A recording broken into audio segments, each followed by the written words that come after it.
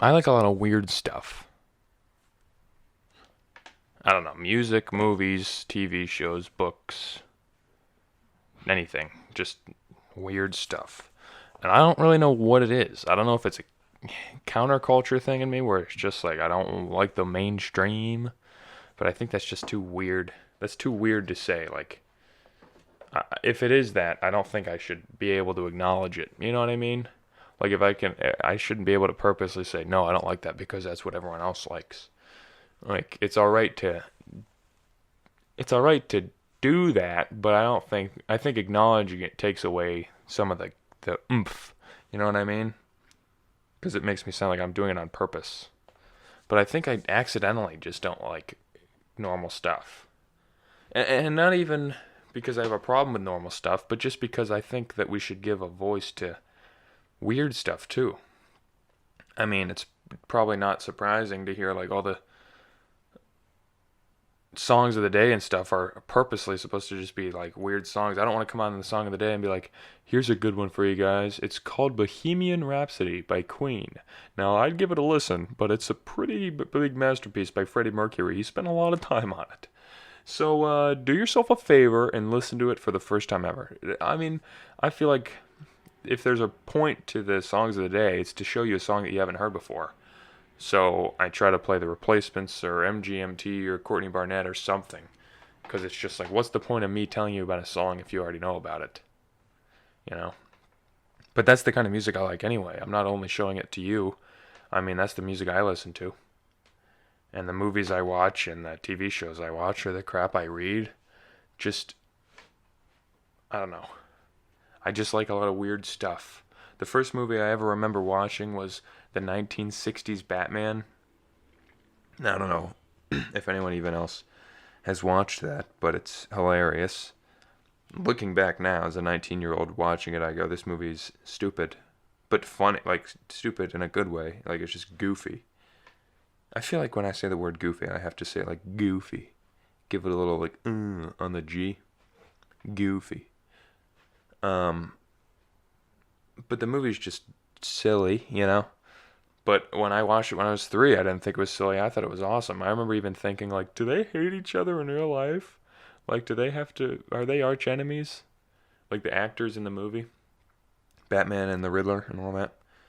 And then I would, like, make fake costumes and the fake batarangs and pretend to try to climb up my wall. Or the outside of my house. Certainly I've climbed on a few sheds with a rope tied around to the other side of it. Um, so I mean that was when I was 3. I was just obsessed with the old Batman, which Batman's fine. But the old Batman's fine to be obsessed with if you were born in 1970. Like why would that be the first Batman I watch? Sorry, I'll be honest. I don't know. That's just what my dad showed me, I guess. But that paved the way to just be like, you're allowed to like weird stuff. I think that put the first what in motion? What's the phrase? The first rock in motion. It pushed the first crap in motion. The first domino to say like you're allowed to like whatever. Um, but I was obsessed with Batman, and I think I don't know. I had like a bunch of Batman toys. I guess I still do. I don't play with them or anything. That would be nuts. That would be weird. Um, but like I have all these like old model Batmobiles and Batman action figures and stuff like that for like the old show. But I was thinking the other day, like, do I actually like Batman? I like movies a lot more than I like comics. I don't think I've ever read a comic book in my life. I remember like fourth grade, my friend Jalen got me a Batman comic book because I was obsessed with Batman, and it was like, oh well, he must like Batman comics, and I just was like, no, I don't really like comics. But does that mean I don't like Batman? I don't know. I definitely like. I was just thinking like maybe I just like the movies. Like I like the old Batman because that was the first movie I ever watched, and I like the Dark Knight because that movie's just awesome. But I don't think like I don't like Batman Forever. I certainly wouldn't say it's my favorite movie. You know what I mean? Like, I'm not a diehard Batman fan. I just like movies that happen to have Batman in them. Um, and I think something that goes along with that is I have a lot of Batman like toys and stuff, but it's mostly because when I was a kid, I would have freaking died to have like a cool Batman Batmobile toy or a Batman costume. Um, like for my senior year homecoming, I dressed up and dressed. I got a Riddler suit, like from the old '60s show. Same thing, like the Riddler suit with just the green with all the black question marks on it, like a replica of that. I wore that to homecoming, and it was I like part of it was just supposed to be goofy. I guess the same counterculture. Like I don't want to go in a tuxedo. I'd rather wear something stupid that like actually something memorable. Some memorable memorabilia, as some may say. But I don't think it's like it wasn't because oh well I wore it because the Riddler's awesome. I think I got it because I liked that stuff so much that when I was a kid that I hope when I have kids, if I have kids, if they like Batman, then one day I can just show them all this crap and be like, you like Batman? Well then you're gonna love this, and I just show them all the toys and crap I have that is just like I got this when I was a kid. I didn't really play with them, but I got them so that you could have them, and I got them now. I sacrificed my Christmas list so I could get these cool gifts so I could give them to you because I don't want to have to buy them, but I'll have Santa bring them to me. You know what I mean? And now it's like, I mean, imagine how obsessed I was with Batman when I was 3. Now let's just imagine I had all the toys that I have now and they were just given to me one day. That would blow my mind. So I guess I'm just doing that now with my own kids. I just don't have kids yet. I guess the next movie I was obsessed with was probably Dumb and Dumber. I think I watched that with my cousin for the first time when I was like 4, which is weird to think about. I didn't know what it was about. I didn't know what any movie was about. I was too young. Like it wasn't until probably 3 years ago that I was like watching Dumb and Dumber and I went, "Oh, it's ransom money." Because I didn't watch it for the plot. I just watched it because it was so stupid. Very funny for a 4-year-old kid to watch. But I was obsessed with that too, and I think that planted a seed in my head, pushed a domino that would taught me how to be funny. Like the old Batman's funny, but it's not. I don't know. Dumb and Dumber is a different kind of humor, where I think I was developing my palate as a young kid to be able to figure out what's funny, and then how much funny to add, and how to be goofy, like Jim Carrey was in that movie, and but Batman kind of kept me like, here's Batman was real, Dumb and Dumber was funny, and it taught me how to be real funny. But now I think I don't know. I think it's a lot of what your personality is even now. I mean, you develop it a lot when you're, of course, young. You develop most of it when you're young, but you're still learning crap until now. Um, like when I go through phases with different podcasts and stuff. Like I remember I was listening to Tuesdays with Stories with Mark Normand and Joe List. It's these two comedians that they have their own show. Hang on, the microphone might sound fuzzy for a sec. Oops, I didn't mean to pop it. I had to fix one of the rubber bands going around the microphone. That's a podcast with Mark Norman and Joe List. They're just these two comedians. Very funny guys, very funny podcast, but it's very like irreverent, and they just kind of ramble for an hour, but they're just zinging jokes back and forth, one-liners back and forth, and I wanted to listen to every episode. So it took me like a month and a half, but that's what I did. I listened to every episode of that podcast, and I realized like then when I would go talk to people or go to work, like I was just on, and I could just like quip. I was just very witty. And I don't think it's because I was funny. I think it's because I was just so used to listening to these guys talk like that I was able to go and do it on my own. And don't get me wrong, I wasn't stealing their lines or anything. I mean, it's very tough to have an exact line for any possible outcome, but it just got me into a mindset to just be ready to be on. And I think there's a lot of stuff like that did that for me, like with the old Batman or Dumb and Dumber, or even then getting into like Weird Al. I listened to all this Weird Al where then I would just go make my own song parodies, and it's just like I wasn't stealing lines from Weird Al. but it just got me into the groove of being like, oh, it's okay to screw around every once in a while and make up new lyrics and just be goofy. And in no way am I comparing myself to Jim Carrey or Batman or Weird Al to say that I'm as funny as them, or Mark Norman and Joe List to say that I'm as perfect as, or I'm up to their tier in comedy. I mean, clearly I'm not, or else I'd be touring stand-up right now, and I wouldn't be in college on a podcast. All I'm saying is, if you spend enough time watching a certain kind of whatever entertainment, I guess is the word, being entertained by certain something, that'll seep its way into you, for lack of a better way to phrase it. And if you listen to a comedy podcast for a month, even if you're the most serious person on earth, you'll probably go out and be able to zing and zang and quip with anybody you talk to, because that's just how it works. I don't think you can watch someone rock climb for a month and then know how to rock climb like a professional. But personality-wise, if you listen to just someone, if you're just stuck with people nonstop, you're gonna slowly turn into them. I'm sorry to say it. I think that's why everyone ends up exactly like their parents. I realize I'm a lot more like my dad than I would have liked to admit. Just in my voice mostly. His voice is just, here's me, and here's my dad, buddy. It's just a little more nasally and a little lower. And then if you were wondering, this is what my dad sounds like. All right, it's hard to do it because I've been talking for an hour, and you might think, Harrison, this episode's only 11 minutes long. Yeah, it's because this is the second time I'm recording it, because the first episode was absolute garbage.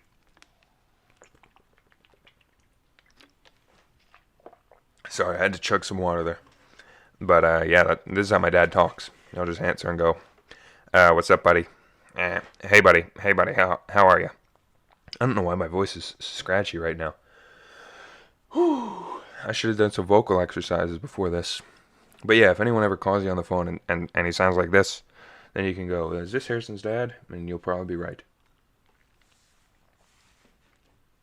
But yes, there's my philosophical view on what makes us who we are. It's just about who you're around. I know the debate mostly comes down to nature versus nurture, and I've heard a lot of conflicting things, like, oh, I think it's 90% 90% nature, everything's natural. Whenever you're born, your personality's already chosen for you.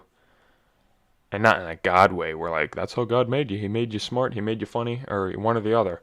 I think it's just, there's not much leeway to what your personality is, which I don't think that's true. I think it's a lot of nurture, and it's just your personality. It depends on the kind of person you are, of course, and not that your personality's set, but I kind of like to know a little about a lot. So every month I'll change courses completely to be like, oh, right now I'm watching politics videos, but next week I'm going to just be listening to nonstop comedy podcasts, and I'll just go through a Joe Rogan phase.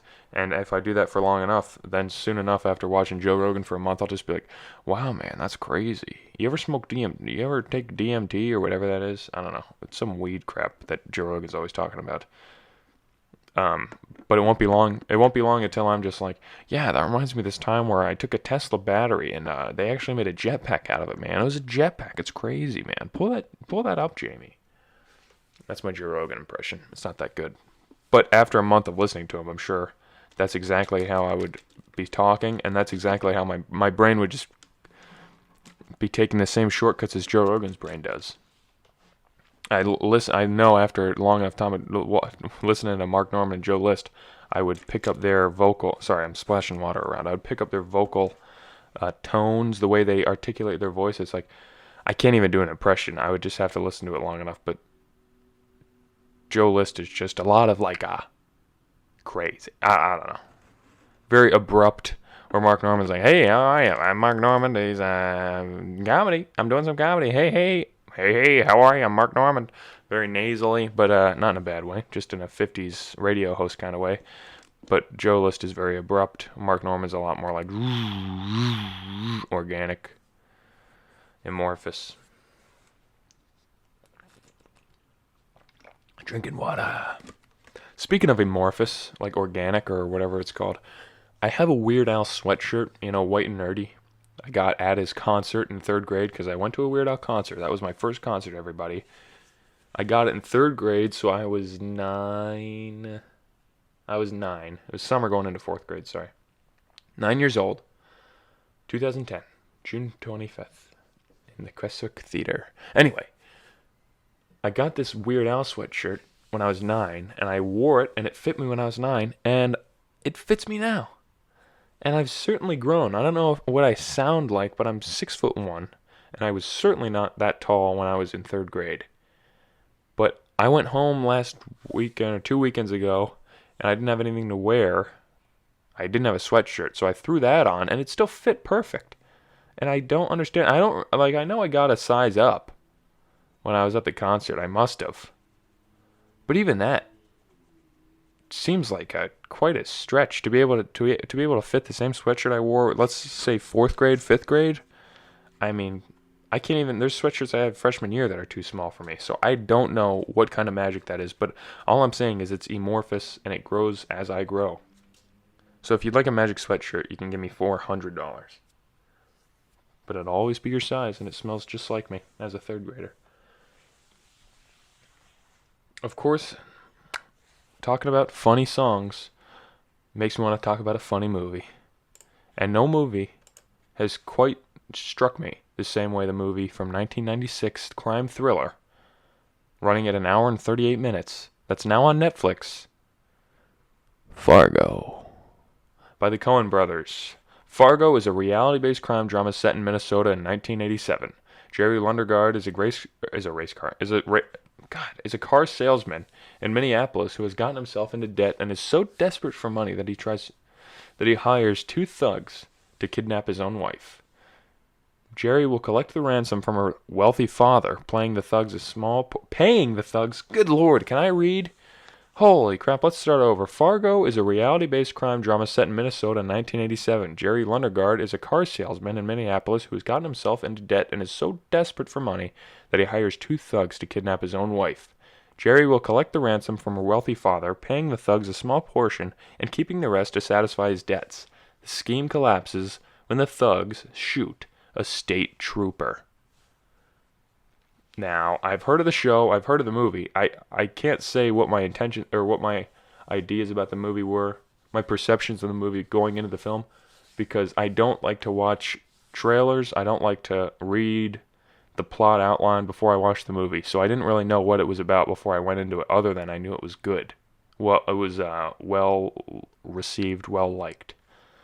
But it got an 8.1 on IMDb, 94% on Rotten Tomatoes. I really liked it. It was very funny. It's not a comedy in any way. It's a crime thriller. But it takes place in North Dakota and Minnesota. And everyone talks like this, but how are you? Oh my gosh, that's crazy. Oh yeah. Oh yeah, that's great. Oh, did ya? Oh, daddy. Oh, daddy. That's what they said. A lot. Like, just a lot of talking like this. Like, right, like you're in Canada, the Great North there, bud. Okay, bud, how are you? I was smoking a dart, and my buddy burned a hole in my coat, so I threw his head in a snowbank. So that's what's funny about it, is it's just these dangerous criminals, but it takes place in North Dakota, so everyone talks like this. So that's what's funny about it. The subject matter, like if you read the script, you would say, this is terrifying. Or if they turn it into a book, you'd go, this is terrible. But when you hear them talk, it's just like, all right, I can't take you serious. So no offense to my North Dakota viewers out there, or Minnesota, but if you are from those places and you haven't seen that movie, then come on, you don't even know what I'm talking about. And you also wouldn't know what I'm talking about if I used the word magnanimous in a sentence and you hadn't listened to this episode of White Coffee yet. Because that's today's word of the day. Magnanimous. It's an adjective describing generous or forgiving, especially toward a rival or less powerful person. So, if you take an example of me with someone that's just bothering me all the time, but he's like a third grader that's always bothering me, and I just turn the other cheek, basically, I guess is the right way to say it. Turning the other cheek, generous or forgiving.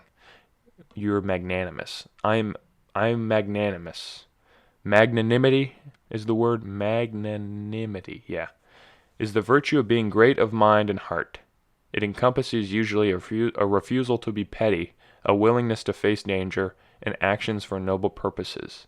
Its antithesis is pusillanimity. Pusillanimity. I don't know if that's a real word or not. I don't think any word will ever beat last week's word, vapid. Especially considering what we were talking about in the episode, just about people that have no substance and how they're just wasting my time. It's just annoying. And then I said word of the day is vapid, and it means someone that doesn't have substance, and it just blew my mind. Not to take the same episode as we had last week and redo it now, but can we talk about how annoying that is for someone to just have no substance? It's all right to have no substance. It's all right. I'm never going to critique someone for not being interesting, because not everyone's interesting. Don't get me wrong. But, sorry, my sister just texted me and said, someone texted my sister thinking it was me, saying, Harrison, do you have a plan to vote absentee early or at the polls? Your neighborhood votes at a high rate. Vote President Trump and Scott Perry. Please reply. So I don't know who has my sister's number thinking it's me, but they're wrong. Yeah, I would never critique someone for not being having substance. But when you bring me in, when you open the door for conversation, like these people at work that I talked about, where they're going to start a conversation and then have no substance, it drives me crazy. Because I take conversation seriously. As much as I'm all right with never talking to anyone at work, if you want to open the conversation, then you better have substance. I don't remember if I told this story or not. I hope not, but it's the same guy from work that I always talk about. I'm not going to ever say his name, but if you work with me, you know who I'm talking about. I wasn't talking, and he started the conversation and said, "Hey, what kind of music do you like?" And I was like, all right, this is innocent enough. I said, I really like anything. What do you like? And he said he liked classic rock. So I said, oh, okay, classic rock, like what? And he was like, yeah, like Alice in Chains and Metallica. I was like, oh, all right. I don't really listen to them. You listen to any Led Zeppelin? And he goes, yeah, everyone likes Led Zeppelin. And then that was just the end of the conversation. And he ended it. And it just drove me crazy. Because it was like, hey, you're the one who brought up music. I said I like anything, and I figured you would be more particular, so I was trying to figure out something we both had in common. Which I did, Led Zeppelin, and he even acknowledged it by saying everyone likes Led Zeppelin. So I think, yeah, okay, everyone likes Led Zeppelin. I don't care if we talk about music or not, but you're the one who made it sound like you want to talk about music, so let's talk about Led Zeppelin. And then he took that ball and just chucked it 47 feet instead of turning it into a slam dunk. We could have had a conversation about Led Zeppelin. Like I said, I don't know a lot about everything. I know a little about a lot. So I could have talked about Led Zeppelin, at least enough to have a conversation about it. And said what my favorite songs were, how I think John Bonham's an incredible drummer, or Jimmy Page is great on guitar, or Robert Plant has incredible vocal range, and all that crap. And we could have talked about that, because that's something we both had in common. But then he just destroyed it. And I just think, what are you talking to me for then? Like, clearly you don't care. Clearly you don't care about music. And it's annoying because it's like, I wouldn't care that you don't care about music. I don't give two craps about what you care about. But you made your problem my problem when you asked me about music. You're the one who made it seem like you wanted to talk about music, and now you just threw it, like, you just killed the conversation. That was your fault. You know what I mean? I don't care that you don't care about Led Zeppelin, but you're the one who made it seem like you cared since you wanted to talk about music. God, it's weird because now he made his problem my problem by making it seem like I don't want people to not like music. No, I'm not saying that. He's the one who doesn't like music, which is fine, but don't then maybe if you want to have a conversation, don't start talking about music, I guess is the bottom line. If you don't like music, maybe your first introduction to someone into having a conversation with them should not be about what kind of music you have in common, because clearly you don't care. Because I told you one we had in common, and then you destroyed the conversation. That was like a 6 minutes rant about how to finish that sentence. It took me way too long to what's the word? Figure out how that sentence worked. Like I said, when I have a podcast, when I start these episodes, I don't know words. It took me 6 minutes to figure out how to say that, I guess is all I'm trying to say. You know, it won't take 6 minutes, though, to say, and it will have a good conversation about music, is if you listen to MGMT's song, Congratulations.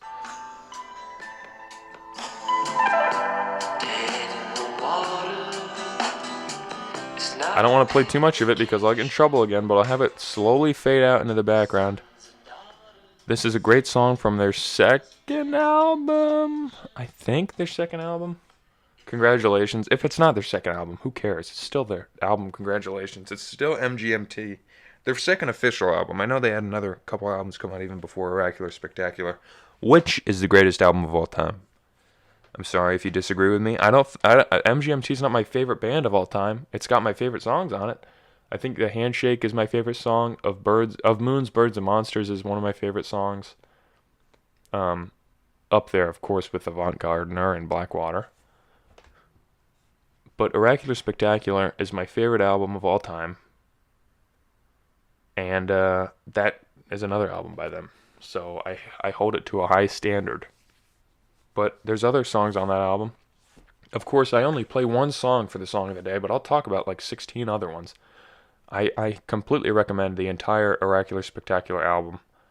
And I also recommend from the Congratulations album, Flash Delirium, Brian Eno. Of course, yeah, Congratulations. There's some other one. Oh, Song for Dan Tracy. Those are good ones. Oh, I Found a Whistle. That one's good. That's on the Congratulations album. So yeah, of course, like I said, I would never get mad at someone for not liking a certain thing, but when they want to bring it up and talk about music and then kill the conversation, that's where it's like, what are you even bringing it up for? And now you just made me mad for no reason. I was fine with not talking to you. So it's just weird. That kid's an idiot. Let's be honest. I'm not going to hold everyone to that standard. But it was just annoying because I take conversations serious. You might not be able to tell because these conversations on White Coffee are so boring, but when I'm talking to someone else, not just a microphone, it's very fun to be able to play a game. Having a conversation should be a game. It shouldn't just be about like, hey, what'd you have for dinner? Oh, I had spaghetti. Oh, okay. Goodbye. It should be like, hey, would you rather eat a gallon of glue? Or would you rather drink a gallon of glue or eat 6 rocks? And you just think like, I don't know what I do. Do I have to drink the glue in one sitting?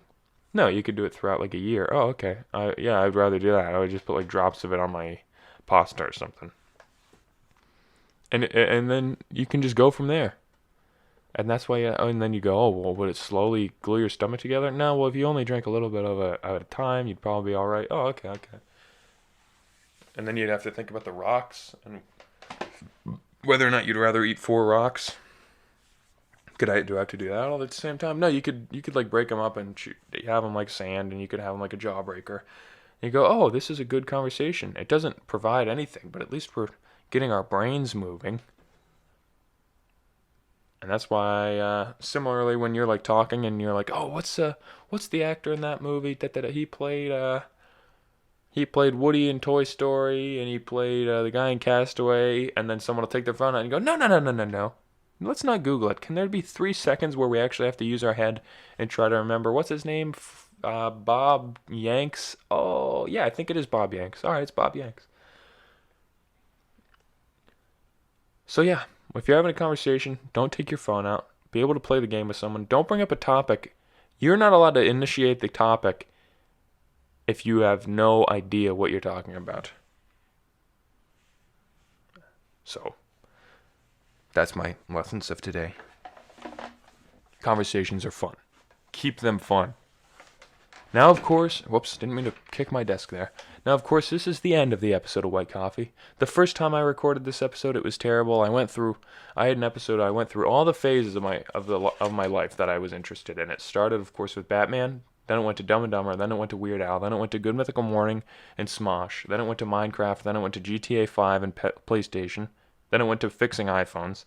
Then it went to engineering. Then it went to English. And I just realized this is not real. It's not fun to just jump around like that. The episode the other day, you know what I don't get? When I talked about, like, for 2 minutes at a time, like, different questions that just confused me. I just don't think that was fun. Like, it was interesting to then go out and think about it, but for the sake of the podcast, it's not how that podcast is supposed to go. The podcast is supposed to be more like this, where it's just a big 30-minute rant, but then in the end, have one life lesson. And today, I don't even remember what the start of this episode was. I think it was just like, I like a lot of crap or something. I like a lot of different stuff. I like a lot of weird stuff, yeah. But even that, I didn't really stay with that for the whole episode. I guess bottom line is just I like a lot of weird stuff. I like a lot of weird music. I want to be able to give people a voice. I'm the ambassador of boring people. Now, of course, if you made it this long into the episode, I don't want to go over 31 minutes, so let's get it quick. If you made it this long into the episode, of course, share the episode. Follow it on Twitter, White Coffee Pod on Twitter, or me on Twitter, _H_Brinker. Let's get these videos up to 50 views an ep. Let's see, we're getting close, but let's get that to be the average, people. That's always fun to see how many people we get to watch these episodes. I love making them. I know they're kind of boring, but once I quit my job and drop out of college, then it won't be long until these are everyday fire episodes. Fire? Why did I say that? I walked out of work the other day and I took a breath and I went, crisp fall air. And I just thought, why in the heck did that come out of my mouth? All right, I'm sorry. I'm trying to wrap up here. Thank you for listening, of course, and I'll see you on Tuesday's episode of White Coffee.